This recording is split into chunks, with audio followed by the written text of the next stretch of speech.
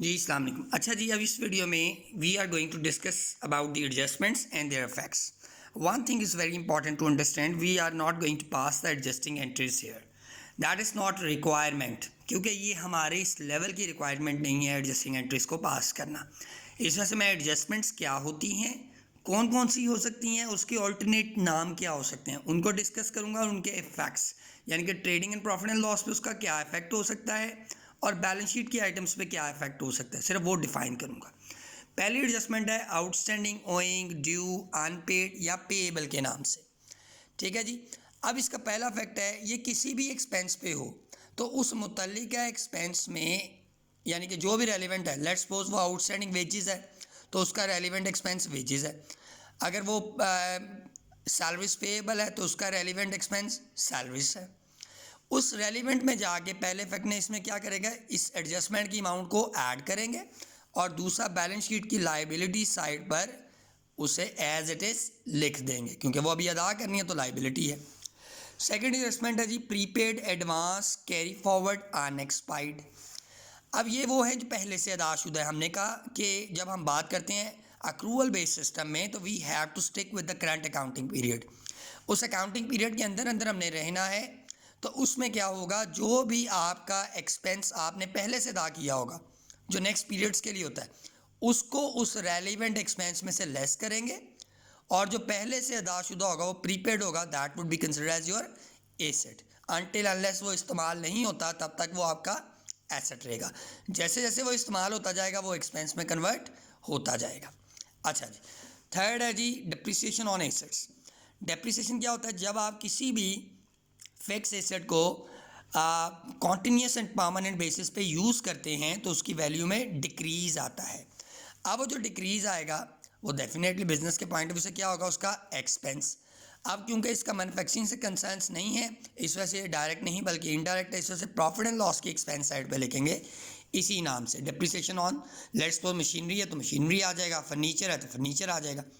फिर जिसके ऊपर, यानी कि अगर वो एसेट के ऊपर है तो उस पर्टिकुलर एसेट के ऊपर, यानी कि मशीनरी है तो उसका रेलिवेंट मशीनरी है, फर्नीचर है तो रेलिवेंट फर्नीचर है, उसमें से हम क्या करेंगे, लेस करते हैं। ठीक है जी। नेक्स्ट है जी अनअर्न्ड रेवेन्यू। जैसे हम कहते हैं ना, मैंने अभी सर्विसेज रेंडर नहीं की लेकिन एडवांस में पैसे ले लिए, अगले साल सर्विसेज देनी है, तो मैं कह रहा हूँ we have to stick with the current period. इस वजह से जो नेक्स्ट ईयर की चाहे वो इनकम है चाहे वो एक्सपेंसेस हैं वो हम कंसिडर नहीं करेंगे। We have to stick with the current accounting period. इस वजह से ये जो भी इनकम होगी, लेट्स सपोज अनअर्न्ड फ़ी है तो उस फ़ी में से, उस रेलिवेंट इनकम में से वो अनअर्न्ड को मैं क्या कर दूंगा, लेस, और दूसरा बैलेंस शीट की लाइबिलिटी साइड पे आ जाएगा कि यार अभी ये हमने अदा करनी है। इसके बाद अगर नेक्स्ट की बात की जाए तो अक्रूड रेवेन्यू होते हैं। उसमें क्या होता है कि हमने अपनी सर्विसेज तो रेंडर्ड कर दी हैं लेकिन अभी फ़ीस या पैसे वसूल नहीं किए, वो अक्रूड रेवेन्यूज़ होते हैं। इस वजह से क्योंकि वो आपकी इनकम कमा ली होती है, इस वजह से मुतल्लिका इनकम में जाके क्या हो जाती है, ऐड, और क्योंकि वो रिसीवेबल्स हैं अभी आपने वसूल करने हैं तो दैट इज़ योर एसेट। तो बैलेंस शीट की किस साइड पे लिखते हैं, दूसरा फैक्ट क्या होगा, बैलेंस शीट की एसेट साइड पर लिखते हैं। ठीक है जी, ये दो फैक्ट्स हो गए इसके।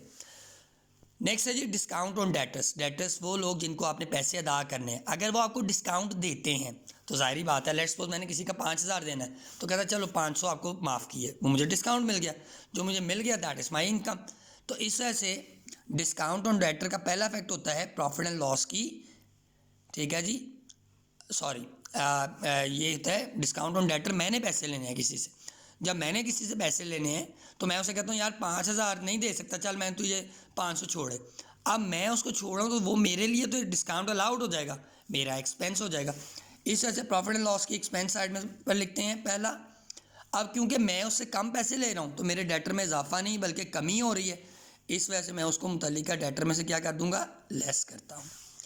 फिर है जी डिस्काउंट ऑन क्रेडिटर्स। अब क्रेडिटर्स जिनको हमने पैसे अदा करने हैं, अब वो हमें जब कुछ डिस्काउंट देंगे तो हम अलाउ नहीं बल्कि रिसीव करते हैं, जब रिसीव करेंगे तो हमारी इनडायरेक्ट इनकम है, इस वजह से प्रॉफिट एंड लॉस की इनकम साइड पर लिखते हैं। और दूसरा क्योंकि क्रेडिटर में कमी आ रही है तो इसमें से उसमें क्या कर देंगे, लेस कर देंगे। ये मैंने 7 एडजस्टमेंट्स आपके साथ शेयर की हैं। तो पहले 2-3 सवाल इन्हीं एडजस्टमेंट्स पे डिपेंड करेंगे, ठीक है, फिर लेटर ऑन हम इसको डिस्कस करेंगे फर्दर एडजस्टमेंट्स। ठीक हो गया बेटा। तो अब हम नेक्स्ट लेक्चर के पहले हम क्वेश्चंस करेंगे, फिर एडजस्टमेंट्स करेंगे। Thank you so much.